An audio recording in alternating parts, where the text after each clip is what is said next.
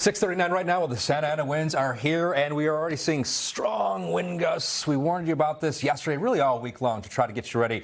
And these winds bring a higher risk of downed trees and downed power lines. Yeah, I mean, just take a look at it. NBC4's Cádiz Klemack is live in San Fernando with what we need to look out for. Have you been seeing it pick up throughout the morning, John?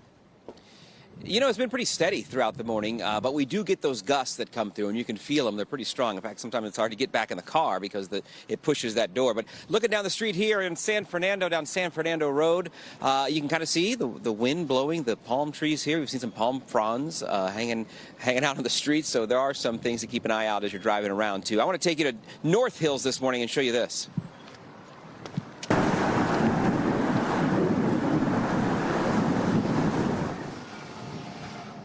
Perhaps you heard it as you slept, the wind making its way through our area.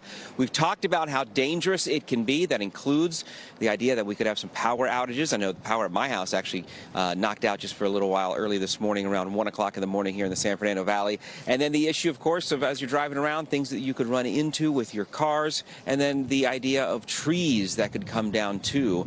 All of these things that are very dangerous when these winds pick up. Harupa Valley, another area I wanted to point out because we saw some big rigs, these semi-trucks, making their way off of the freeway because the wind was so bad there out near Riverside, and that was another concern. When you got those high-profile vehicles, it can be a dangerous drive too, especially in those mountain passes. And as you get higher, the wind only gets stronger, so keep that in mind too. The elevation makes a big difference. Bring you back live here in San Fernando. We're just keeping an eye and let you know how things are changing throughout the day. It is supposed to last throughout the weekend. The good news is we're supposed to get a little bit warmer temperatures. We're reporting live this morning in San Fernando. I'm Cádiz Klemack today in LA.